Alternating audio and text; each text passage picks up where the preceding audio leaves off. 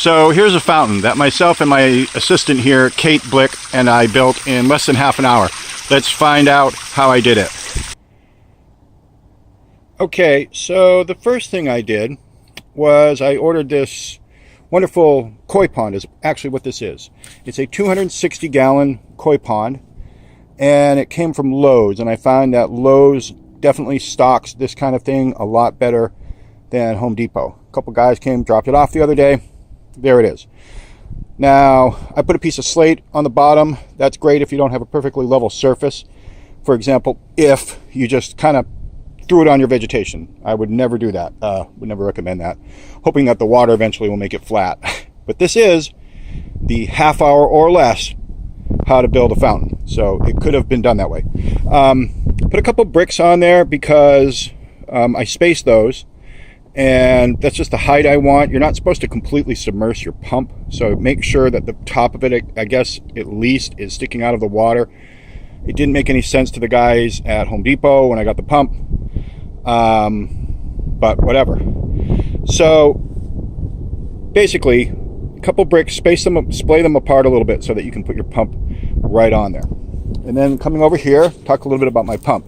Now, I had an existing pump, and that is 1.6 horsepower, Flowtech. And that would work okay for a regular, mushroom style fountain head, like this one, which we'll see in a minute.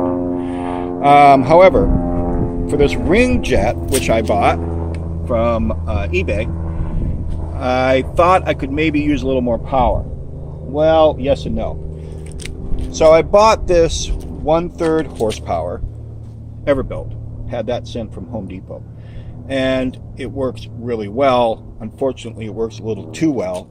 I put the ring jet on it, which comes with a fitting here so that it's just a sealed unit, and I found this thing pumped water about 16 feet into the air, and you can't make it come back down exactly where it's going up because these things are directable, but they have to go some direction other than straight. So it said basically set it up as a double fountainhead, which is what I've done here. Therefore, you take your flow and cut it in half. So we're going to put this mushroom head unit on here. These pieces are just kind of stuck together. Basically, briefly, what I did was this piece came with the pump, that black one. These came from Home Depot, and they're just kind of set in there with a rubber mallet, and it doesn't have to be super, super tight.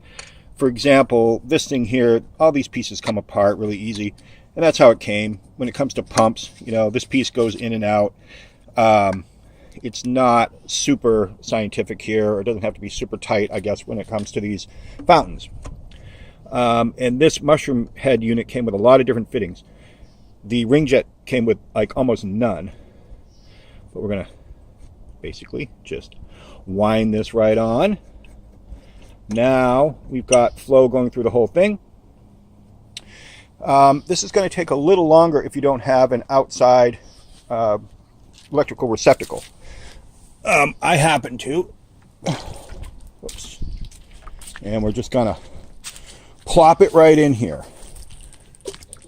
And I think if you're a little more of an attention to detail type of person, then what you're also going to want to do is probably drill a hole in this, maybe above the water line, and feed this power cable through it so you don't have to look at it.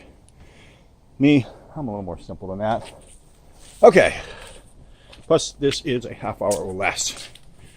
So, let's plug her in. And again, I've got an outside receptacle just for demonstration purposes. Not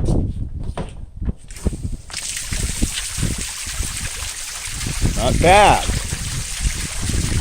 And I'm going to adjust that a little bit because the enemy with these is wind. It's going to get wet, and I don't care because it was only 38 degrees last night, so this water's actually not that warm. That's basically it. Here's what it would look like, as you drove up in my driveway. And there it is. A nice fountain, produces a lot of noise. white noise, you've got a highway near you like I do.